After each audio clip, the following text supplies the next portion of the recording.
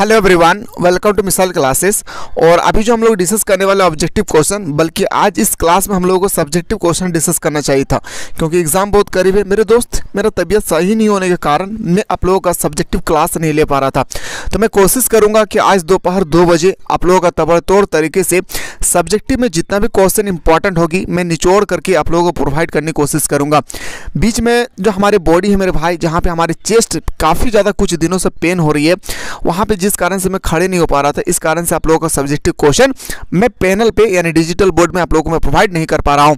तो बस आप लोग प्रार्थना कीजिएगा जितना जल्दी हो सके हमारी तबीयत सही हो जाए, क्योंकि हमारा जो ड्रीम है मेरे भाई, इसको पूरा होने में थोड़ा समय लगेगी, लेकिन अगर आप लोग सपोर्ट करेंगे तो ज़्यादा भी समय नहीं लगेंगे। इसलिए मैं आप लोगों से कहना चाहूँगा कि जिस तरह से आप अच्छी शिक्षा एक तरह ग्रहण कर लिए हैं, एक तरह हासिल कर लिए हैं, सही डायरेक्शन पे जा रहे हैं, इसी तरह से आप अपने आने वाले जनरेशन, आपके छोटे भाई बहन, पड़ोस में कोई भी रिलेशनशिप में होंगे, एक बार आप लोग उन लोगों को जरूर आप लोग इनवाइट करें, मिसाल क्लासेस के फैमिली के बारे में बताएं और बताएं कि एक याद रखिएगा, एकदम मिनिमम से मिनिमम फी में क्लास 12 की पूरे साल भर में बेहतरीन तरीके से ऑनलाइन क्लास कर सकते हैं। अब हमारे क्लास जो है ना 1 अप्रैल से क्लास 12 की न्यू सब्जेक्ट का न्यू सेशन का आपका क्लास स्टार्ट हो रही है। 1 अप्रैल से आप लोगों का रजिस्ट्रेशन स्टार्ट हो रही है। अगर आपके घर के आसपास में कोई है तो उन लोगों को जरूर आप लोग इनवाइट करें। फाइनली आप लोगों को देखने में लग रहा है कि यहाँ पे 30 क्वेश्चन है, बिल्कुल 30 क्वेश्चन नहीं है। इससे याद रखिएगा हम लोग टोटल 50 क्वेश्चन देखने वाले हैं। हमें लग रहा है कि 50 से भी ज़्यादा क्वेश्चन होगी, लेकिन अब मान के चलिए 50 क्वेश्चन होगी। और बहुत ही इंपॉर्टेंट है, आप पेपर देने से पहले मेरे भाई जो मैंने आप लोगों को 182 क्वेश्चन आप लोगों को मैं प्रोवाइड किया हूँ, जो बिल्कुल आप लोग टॉपिक बाय टॉपिक में डिस्कस करवाया था। जितना ज़्यादा हो सके इस वीडियो को शेयर करें और सारा टॉपिक को एग्जाम से पहले आप अच्छी तरह से देख लीजिएगा। तो चलिए क्वेश्चन को मूव करते हैं और आज सब्जेक्टिव क्लास के लिए बिल्कुल आप लोग जुड़े रहिएगा, ठीक है। चलिए सर, क्वेश्चन नंबर 140 में आते हैं। इससे पहले हम लोगों ने 139 को ऑलरेडी देख चुके हैं। निम्नलिखित में से कौन सा देश संयुक्त राष्ट्र संघ सुरक्षा परिषद का अस्थायी नहीं है? मैं कितना बार आप लोगों को बता चुका हूं मेरे भाई कि 5 जो है ना, वो 5 जो है सुरक्षा परिषद सिक्योरिटी काउंसिल का सदस्य है, ABCFR, अमेरिका, रूस, ब्रिटेन, फ्रांस, चीन। मैंने बताया था आप लोगों को, तो जिसमें से हम लोगों ने याद रखिएगा जापान के बारे में नहीं पढ़ा था, तो बोल सकते हैं सर ऑप्शन नंबर ए इसका राइट आंसर हो जाएगी। क्वेश्चन नंबर आते हैं सर 141। क्वेश्चन की सुरक्षा परिषद में 5 अस्थायी सदस्य कौन से हैं? मैं कई बार बता चुका हूं मेरे भाई, याद रखिएगा ट्रिक, ABC याद रखना, ABCFR। ए से अमेरिका, बी से ब्रिटेन, सी से चाइना, एफ से फ्रांस, आर से रूस। तो देखते हैं सर कौन सा ऑप्शन में दिया हुआ है, चीन, रूस, ब्रिटेन, फ्रांस, अमेरिका। तो इसका राइट आंसर हो जाएगी option number 20 the right answer हो जाएगी। चलिए सर अगला क्वेश्चन पे आते हैं कि विश्व व्यापार संगठन निम्नलिखित में से किस संगठन का उत्तराधिकारी है? तो याद रखिएगा 142 का जो बिल्कुल सही हो जाएगी, general agreement of trade and traffic. Option number बिल्कुल सही उत्तर हो जाएगी, ए इसका राइट आंसर हो जाएगा। आते हैं सर अगला क्वेश्चन, प्रथम आम चुनाव कब हुई थी? मेरे भाई आम चुनाव जो होती है ना 5 साल बाद होती है, इस भी आपको अच्छी तरह से पता होना चाहिए। प्रथम आम चुनाव कब हुए थे? 1952 में हुई थी, याद रखिएगा। अगर आपके पास रेंज दिया रहे हैं ना मेरे भाई, रेंज का मतलब होता है 1952 से लेकर 1951 से लेकर 1952, तो आपको ये ऑप्शन क्लिक करना है, ठीक ना। दूसरी आम चुनाव कब हुई थी? अगर पहला आम चुनाव 1952 में हुआ है तो दूसरी आम चुनाव कब होगी? तो 5 साल बाद में होगी, मतलब हमें पता चल गया सर क्या हो जाएगी, सी इसका राइट आंसर हो जाएगी। आते हैं सर अगला क्वेश्चन, क्वेश्चन नंबर नेक्स्ट है कि भारत के पहले आम चुनाव के में दूसरे स्थान पर कौन सी पार्टी थी? जब पहले आम चुनाव हुई थी मेरे भाई, आप सभी को अच्छी तरह से पता है कि पहले स्थान पर जो थे दूसरे स्थान पर कौन थे? तो बताएंगे सर कम्युनिस्ट पार्टी। क्या हो जाएगी? कम्युनिस्ट पार्टी इसका सही उत्तर हो जाएगी। 146 में आते से सन 1959 में जब कम्युनिस्ट सरकार को केरल में बर्खास्त किया तो केरल के किस नेता ने नेतृत्व में कड़ा विरोध किया था? 146 का बिल्कुल सही हो जाएगी, डॉक्टर MM नबूरीपाद। क्या हो जाएगी? ऑप्शन नंबर आपका बिल्कुल सही हो जाएगी, 20 द करेक्ट आंसर हो जाएगी। आते सर अगला क्वेश्चन, क्वेश्चन नंबर नेक्स्ट है, बहुत ही इंपॉर्टेंट क्वेश्चन है कि भारत का संविधान 26 नवंबर 1949 को तैयार हुई, जिसे कब लागू किया गया था? अगर आपसे पूछा जाएगा ना कि भारत का संविधान कब अंगीकृत किया गया था, वो भी बताएंगे 26 नवंबर 1949 को। पर आपसे पूछा गया संविधान कब लागू किया गया था, तो 26 जनवरी 1950, यानी ऑप्शन नंबर डी इसका राइट आंसर हो जाएगी। आते हैं सर अगला क्वेश्चन 148 कि भारत में चुनाव आयोग का गठन जनवरी 1950 में हुआ, जिसके प्रथम अध्यक्ष कौन थे? चुनाव आयोग का प्रथम अध्यक्ष जो थे वह सुकुमार सेन। क्या थे मेरे दोस्त? याद रखिएगा Sukumar Sen is the correct answer हो जाएगी। भारत में वयस्क मताधिकार की उम्र क्या है? भारत में वयस्क मताधिकार मतलब भारत में जो आप सभी को अच्छी तरह से पता है कि पहले लोग जो है ना 21 साल की उम्र में वोट देते थे, लेकिन प्रेजेंट टाइम में अभी हम लोग 18 साल हो जा रहे हैं तो जाके हम लोग वोट दे सकते हैं। लेकिन अगर आपसे पूछा जाएगा एग्जाम में घुमा फिरा के कि कौन से संविधान संशोधन के द्वारा 21 वर्ष से घटाकर 18 साल कर दिया गया वोट डालने की उम्र, तो बताएंगे सर 61वें संविधान संशोधन। क्या हो जाएगा मेरे दोस्त, याद रखिएगा 61वें संविधान संशोधन। तो याद रखिएगा प्रेजेंट टाइम में हम लोग 18 साल की उम्र में वोट डाल सकते हैं। आते सर अगला क्वेश्चन पे कि भारत में बस मताधिकार की उम्र कितनी है, मैंने अभी जस्ट बताया। कांग्रेस पार्टी का स्थापना कब हुई थी, याद रखिएगा 1985 में हुई थी। कब हुई थी, याद रखिएगा 1985 इज द राइट आंसर।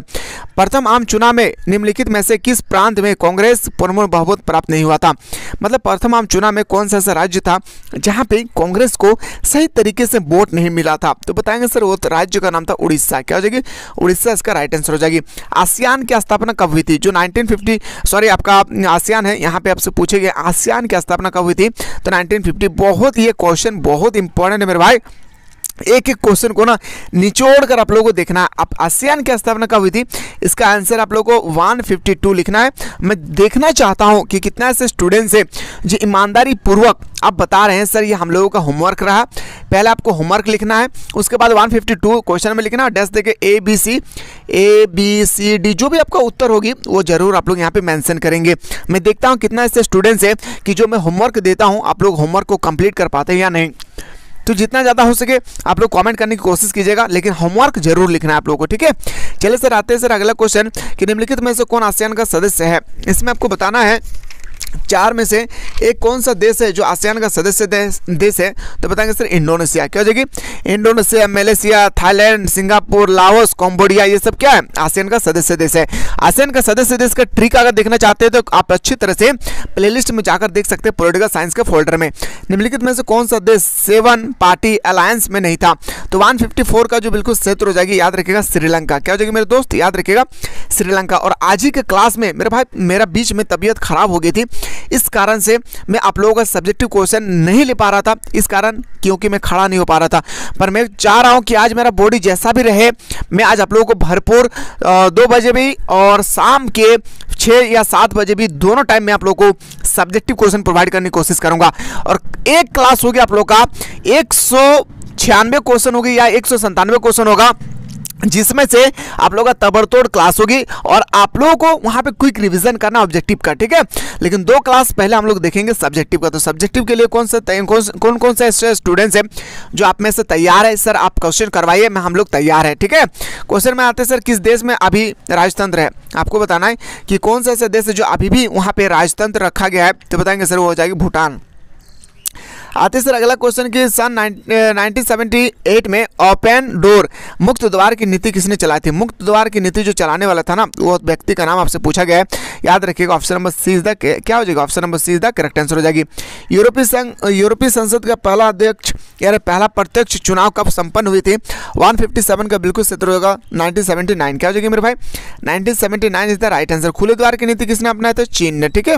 चलिए आते सर अगला क्वेश्चन अगर हमसे पूछा जाएगा कि अगला क्वेश्चन की यूरोपीय संघ की स्थापना कब हुई थी, बहुत सारे ये स्टूडेंट्स जो है ना इसमें कंफ्यूजन है मेरे भाई। याद रखिए 159 क्वेश्चन है ना यूरोपीय संघ के बारे में, जब आप मेजरमेंट करेंगे अच्छी तरह से देखेंगे तो आपको लगेगी ना 1992 से लेकर 1993 के बीच में हुई थी, लेकिन यहाँ पे 92 तो ऑप्शन नहीं है तो इसलिए हम लोग क्लिक करते हैं इसको 93, ठीक है। चलिए सर अगला क्वेश्चन है कौन सा वर्ष भारत चीन मित्रता, ये क्वेश्चन को लेकर काफ़ी स्टूडेंट्स जो है ना कंफ्यूजन है मेरे भाई।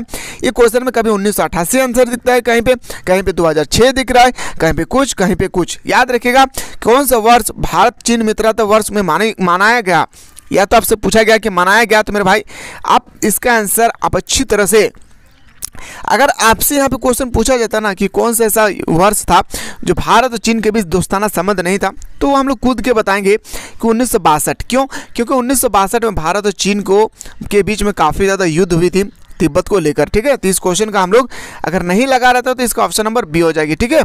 चलिए सर अगला क्वेश्चन पे आते हैं, साम्यवादी चीन का उदय कब हुआ था। साम्यवादी जो चीन है इसकी उदय कब हुई थी, तो बताएंगे सर 1949 में, जब नाटो की स्थापना हुई थी। आते सर 162 में भारतीय संविधान के कुछ अनुच्छेद किस अनुच्छेद के अंतर्गत आपातकाल लागू किया गया था? तो 162 जो होती है 162 क्वेश्चन 352 क्या जगह कौन सा अनुच्छेद है? 352। ठीक है, चलिए सर अगला क्वेश्चन पे आते। चारों मजूमदार किस दल का नेतृत्व करते थे? जो चारों मजूमदार थे वह नक्सली आंदोलन का नेतृत्व करते थे, नक्सलवादी। ऑप्शन नंबर सी इसका राइट आंसर हो जाएगी। आते सर संपूर्ण क्रांति का अब नारा है भावी इतिहास हमारा है, यह नारा किस आंदोलन के द्वारा दिया गया था? तो 164 का जो बिल्कुल सही होगा बिहार छात्र आंदोलन। क्या जाएगी? बिहार छात्र आंदोलन। अगर आपसे पूछा जाएगा कि संपूर्ण क्रांति का नारा किसने दिया था, तो बताएंगे सर खुद के क्या जयप्रकाश नारायण द्वारा दिए गए थे। आते सर अगला question, Indira is India, India is Indira का नारा किस नेता ने दिया था? Indira is India, India is Indira बहुत इंपॉर्टेंट है, याद रखिएगा। जो 165 इसका बिल्कुल सही उत्तर होगी, याद रखिएगा बरुआ। क्या हो जाएगा मेरे भाई? बरुआ इसका सही उत्तर हो जाएगी। आते हैं सर अगला क्वेश्चन, सारा क्वेश्चन को देख लेना है, सिर्फ एक वीडियो देखने से नहीं होगा। मैं जितना अभी तक बता चुका हूँ अच्छी तरह से देख लीजिए और खुद से वादा कीजिए कि सर 30 में से 30 इस बार लाकर दिखाना है हम लोग को। ठीक है, क्वेश्चन में नेक्स्ट बात है सर संपूर्ण क्रांति का नाम जुड़ा हुआ है किससे? तो मैंने अभी जस्ट बताया था जयप्रकाश नारायण से। 1977 के चुनाव के बाद केंद्र में किसकी सरकार बनी और प्रधानमंत्री कौन बना? जब 1977 में चुनाव हुई थी उस समय किसकी सरकार बनी थी और इसमें जो प्रधानमंत्री बने थे वो कौन था? तो बताएंगे सर जनता दल का। क्या हो जाएगा मेरे भाई? जनता दल इसका बिल्कुल सही उत्तर हो जाएगी। और याद रखिएगा मेरे भाई उस समय प्रधानमंत्री जब मोरारजी देसाई। एक नोटिस में आप लोगों को बताना चाहूँगा कि इसी यूट्यूब चैनल पे आप लोग का CUT का एग्जाम की तैयारी कराई जाएगी फ्री ऑफ कॉस्ट, एक रुपया पैसा नहीं लगेगी। साथ ही साथ एक व्हाट्सएप ग्रुप आप लोगों को बनाया जाएगा, उस व्हाट्सएप ग्रुप को बिल्कुल आप लोग ज्वाइन कर लीजिएगा। वहाँ पे आप लोग का सारा नोट्स आप लोग को प्रोवाइड किए जाएंगे। साथ ही साथ जैसे आप क्लास 12 के बाद जब आप सेमेस्टर 1 में एडमिशन करवाएंगे, वहाँ पे सेमेस्टर 1 का भी इसी यूट्यूब चैनल पर आप लोग का क्लासेस, वहाँ पे आप लोग का लाइव क्लास चलेगी। ठीक है, तो लाइव क्लास के लिए बिल्कुल आप लोग जितना ज़्यादा हो सके अपने दोस्त को शेयर करें। मेरे भाई याद रखिएगा अगर आप कुछ जीवन में हासिल करना चाहते हैं तो वो एक ही रास्ता है कि आपको पहले शिक्षित होना होगा। चाहे आप किसी भी फील्ड में जाएं और पढ़ लिख कर मुझे नौकरी मिले ये कोई गारंटी नहीं है मेरे भाई, ये भी की कोई ज़रूरत भी नहीं है। ठीक है, लेकिन पढ़ लिख कर एक अच्छा काबिल इंसान आप बन सकते हैं। इसीलिए कहा जाता है कि education is the very necessary of any human life. हर एक इंसान के लिए शिक्षा क्या अनिवार्य है। ठीक है, आते सर अगला क्वेश्चन कि अप्रैल 1949 में निम्नलिखित में से कौन सा संगठन बना था? आप सभी को पता है कि नाटो को, याद रखिएगा। क्या हो जाएगा? ऑप्शन नंबर 20 का राइट आंसर हो जाएगी। क्यूबा मिसाइल संकट किस वर्ष उत्पन्न हुआ था? जो क्यूबा मिसाइल संकट है वह किस वर्ष उत्पन्न हुई थी? 1962 में, जब भारत और चीन की लड़ाई हो रही थी। जर्मनी का एकीकरण कब हुआ था? जो जर्मनी है 170 में पूछा गया, जर्मनी का एकीकरण 1990 में हुआ था। आते सर अगला क्वेश्चन कि G77 का आशय दुनिया के किन 2 देशों से हुई थी? जो G77 है ना एक संगठन है, ठीक है, जैसे UN हो गया, नाटो हो गया, सिंटो हो गया, सीटो हो गया, इस तरह से G77 का आशय दुनिया के किस देशों से है?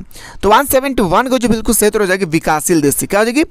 विकासशील देश से। ठीक है, अब विकासशील क्या है, विकसित क्या है, अविकसित क्या है, ये आपको सेमेस्टर 1 में पढ़ना होगा अगर आप पॉलिटिकल साइंस लेकर स्टडी करेंगे तो। चलिए सर आते हैं सर अगला क्वेश्चन में कि निम्नलिखित में से किस देश द्वारा नाटो का नेतृत्व किया गया है? तो नाटो का जो नेतृत्व किया गया था मेरे भाई वो हमें लग रहा है कि अमेरिका हो जाएगी। क्या हो जाएगी? इसका बिल्कुल सही उत्तर हो जाएगा, America is the correct answer हो जाएगा। प्रथम विश्व युद्ध कब से कब तक हुए थे? प्रथम विश्व युद्ध में बता दूं 1914 से 1918। दूसरी विश्व युद्ध पूछा जाएगा तो 1939 से 1945। ठीक है, तो बताएंगे सर इसका बिल्कुल सही उत्तर हो जाएगा, option number C is the correct answer हो जाएगी। आते सर अगला क्वेश्चन में कि दूसरा विश्व युद्ध कब से कब तक हुई थी? पहला विश्व युद्ध मैंने बताया था अभी जस्ट 1914 से 1918। दूसरा विश्व युद्ध यहाँ पे पूछा गया 1939 से 1945। तो ऑप्शन नंबर क्या आ जाएगी? 20 का राइट आंसर हो जाएगी। आते सर अगला क्वेश्चन किन 2 महाशक्तियों का वर्चस्व शीत युद्ध के केंद्र में था? तो 175 जो होती है इसका क्वेश्चन का आंसर संयुक्त राज्य अमेरिका और सोवियत संघ।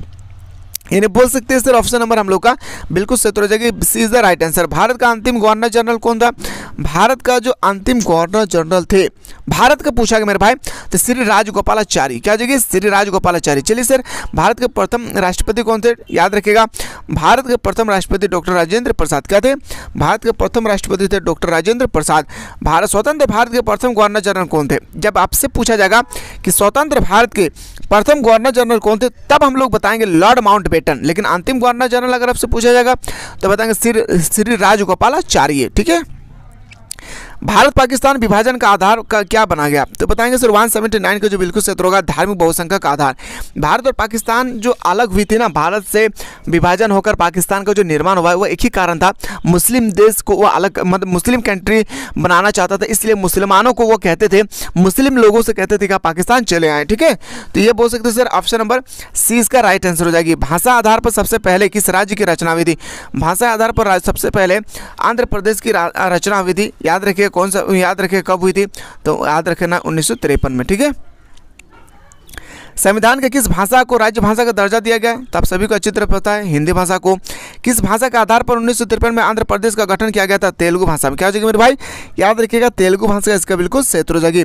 तो दोस्तों यहाँ पे हम लोगों ने 182 तो क्वेश्चन अभी तक डिस्कस किया। अभी वेट कीजिए, मैं आप लोगों को और क्वेश्चन प्रोवाइड करने की कोशिश करूँगा, तब तक आप लोग थोड़ा सा ध्यान से समझिएगा।